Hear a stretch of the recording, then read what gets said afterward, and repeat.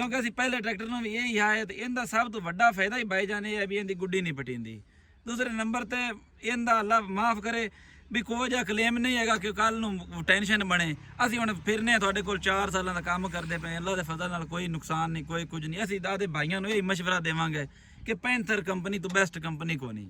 अस्सलाम वालेकुम जी। वालेकुम सलाम भाईजान की हाल है? अल्हम्दुलिल्लाह जी। ते मेरा भरा अज माशाल्लाह मुंजी दी तैयारी करता पिया है जी बिल्कुल भाईजान। ते ट्रैक्टर ना बन्ने गड्डी आंदे जी। जी भाईजान हाँ जी। ये मैंने दसो भी केड़ी मुंजी लगानी है? इत्थे भाईजान 1509 लानी है।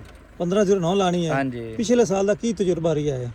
ये पिछले साल भाईजान जेड़ा ना बहुत अच्छी रह गई ते कितना हजार निकला सी? ये भाईजान 50 तो 55 मन साडी निकल गई है। निकल गई सी। हाँ जी। ते टाइमिंग की सी जो कदों तुसां लाई सी? ये भाईजान 10 तो लै 20 आड़ दे दरमियान च लगी है। अच्छा, मतलब 10 हाड़ तो लैके 20 हाड़ तक या सामने तक तुसी लगा सकते हो? हाँ जी भाईजान। ते चंगा झाड़ देंदी है। जी बिल्कुल। ते खुराक की लाई सी? इहदी खुराक आई भाईजान अद्धी बोरी थले डीएपी आई ते उत्ते 2 बोरी यूरिया आईयां ते 2 मोनो आईयां थैलियां ते कोई 1-2 स्प्रे कीते न। बस अल्लाह कीती चंगी रह गई है। चंगी रह हाँ गई जी। है। इस बार भी यही लांदे पे हैं? हाँ जी भाईजान। ते रेट शेट भी चंगा लग गया हाँ सी? जी बिल्कुल। रेट भी पिछले साल तरह चंगा लब सी इंशाल्लाह। इस बारी भी अगली बारी भी चंगा लग गया माशाल्लाह जी। अच्छा, ये मैंने दसो भी ਜਿਹੜਾ ਟਰੈਕਟਰ ਤੁਹਾਡਾ ਹੈ ਇਹ ਤੁਸੀਂ ਕਿਰਾਇਆ ਨਾ ਪਾਉਂਦੇ ਪਿਓ, ਇਹਦਾ ਕੋਈ ਜ਼ਿਆਦਾ ਫਾਇਦਾ ਹੁੰਦਾ ਹੈ? हाँ जी भाईजान। ये मुड़े ਹੁੰਦਾ ਵੀ ਰੌਣ ਛੌਣ ਨਹੀਂ ਪੈਂਦੀ ਪਰ ਬੰਨਾ ਕਿਸੇ ਮਨੇ ਲੁੱਟਦਾ ਨਹੀਂ। ਪਾਣੀ ਚੰਗਾ ਠੱਲ ਜਾਂਦੇ ਨੇ। ਠੱਲ ਜਾਂਦੇ ਨੇ ਮਤਲਬ ਵੀ ਵਕਫਾ ਪੈ ਜਾਂਦਾ ਹੈ ਬਖਵਾ ਪੈ ਜਾਂਦਾ। ਹਾਂ ਜੀ। ਪਾਣੀ ਨੂੰ ਅਗਰ ਚੌਥੇ ਦਿਨ ਲਾਈਏ ਜਾਂ ਹਫਤੇ ਬਾਅਦ ਲਾਈਏ, ਰੋਜ਼ਾਨਾ ਨਹੀਂ ਲਾਉਣਾ ਪੈਂਦਾ। ਬਿਲਕੁਲ। ਤੁਸੀਂ ਜਿੰਨਾ ਠੱਲਣਾ ਚਾਹੋ ਵੀ ਪਾਣੀ ਦਾਈਆਂ ਦੇ ਲੈਵਲ ਨਾਲ ਉਹਨਾਂ ਠੱਲ ਸਕਨੇ ਇਹਦੇ ਵਿੱਚ। ਅੱਛਾ, ਇਹ ਟਰੈਕਟਰ ਆਪਣਾ ਕਿਹੜਾ ਮਾਡਲ ਹੈ? ਇਹ 85 ਭਾਈਜਾਨ ਆਪਣਾ 22 ਮਾਡਲ ਹੈ। 22 ਮਾਡਲ ਹੈ। ਹਾਂਜੀ। ਇਹਨੂੰ ਜਨਾਬ ਤੁਸੀਂ ਪੈਂਥਰ ਕੰਪਨੀ ਦੇ ਟਾਇਰ ਪਾਏ ਹੋਏ ਨੇ ਜੋ ਮੈਨੂੰ ਨਜ਼ਰ ਆਉਂਦੇ ਪਏ ਨੇ,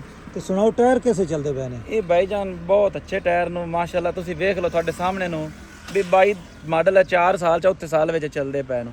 ਇਹਦੇ ਤੋਂ ਪਹਿਲੇ ਇੱਕ ਟਰੈਕਟਰ ਮੇਰੇ ਕੋਲ ਰਿਹਾ, ਉਹਦੇ ਵੀ ਇਹਦੇ ਨਾਲ ਦੇ ਪੈਂਥਰ ਟਾਇਰ ਹੈ। ਇੱਕ ਤਾਂ ਇਹਨਾਂ ਦੇ ਇਹ ਫਾਇਦਾ ਵੀ ਇਹ ਵੇਖੋ ਨਾ ਤੁਹਾਡੇ ਸਾਹਮਣੇ ਨੂੰ ਗਸਦੇ ਗਾੜ ਨੂੰ ਗਸਾਈ ਘਾਟ ਹੈ। ਬੜੀ ਗਸਾਈ ਘਾਟ ਹੈ। ਦੂਸਰੇ ਨੰਬਰ ਤੇ ਇਹਦੀਆਂ ਟੂਟੀਆਂ ਚੈੱਕ ਕਰ ਲਓ ਵੀ ਹਲੇ ਜੈਨ ਮੈਨੂੰ ਆਪਾਂ ਤਾਂ ਵੀ ਨਹੀਂ ਬਰਾਕ ਵੇਖੀ। ਅੱਛਾ। ਹਾਂਜੀ ਜੈਨ ਮੈਨੇ ਇਹਨਾਂ ਦਾ ਫਾਇਦਾ ਇਹ ਬੜਾ ਇਹ ਬੜੇ ਘਸਣ ਨੂੰ ਬੜੇ ਘਾਟ ਨੂੰ। ਦੂਸਰਾ ਇਹ ਜ਼ਿਮੀਦਾਰ ਨੇ ਬਹੁਤ ਚੰਗੇ ਟਾਇਰ ਨੇ। ਵਧੀਆ ਨੇ। ਹਾਂਜੀ ਵਧੀਆ ਟਾਇਰ। ਹੱਲਾਂ ਤੇ ਡਿਸਕਾਂ ਤੇ ਗ੍ਰਿਪ ਕੈਸੀ ਹੈ? ਭਾਈਜਾਨ ਬਹੁਤ ਅੱਛੇ ਨੇ। ਮੁੜ ਇਹਨਾਂ ਦੇ ਦੱਸਣ ਦੀ ਲੋੜ ਹੀ ਕੋਈ ਨਹੀਂ।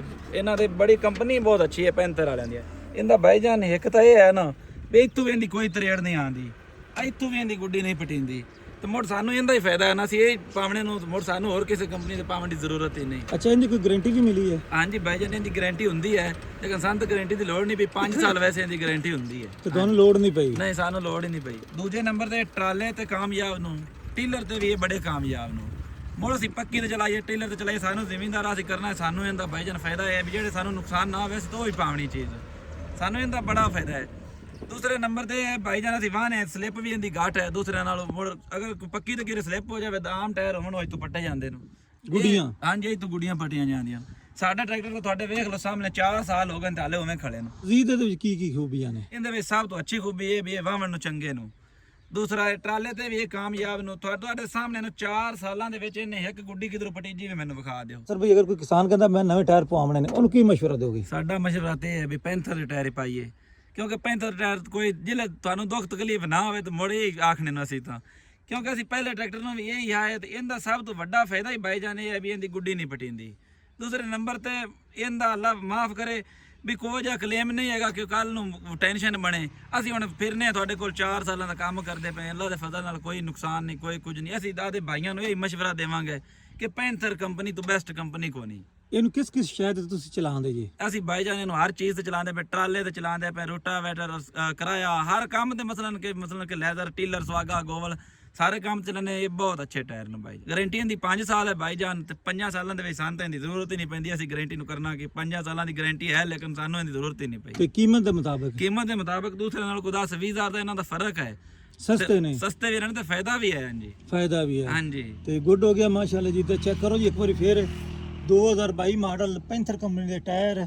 ਤੇ ਨਾਸਰ ਭਾਈ ਦਾ ਕਹਿਣਾ ਵੀ ਨਾ ਗੁੱਡੀ ਪਟੀਂਦੀ ਹੈ ਨਾ ਤਰੇੜ ਆਂਦੀ ਹੈ, ਲਚਕਦਾਰ ਹੈਗਾ, ਡਿਸਕਾਂ ਤੇ ਚਲਾਉਂਦੇ ਨੇ, ਕਿਰਾਏ ਤੇ ਰੂਟਰ ਤੇ ਉਸ ਦੇ ਨਾਲ ਟਰਾਲੇ ਤੇ ਚੈੱਕ ਕਰ ਲਓ ਚਾਰੇ ਟਾਇਰ ਜਿਹੜੇ ਨੇ ਜਰਮਨ ਹਾਲਤ ਵਿੱਚ ਮੌਜੂਦ ਹੈਗੇ ਨੇ ਪੈਂਥਰ ਕੰਪਨੀ ਦੇ।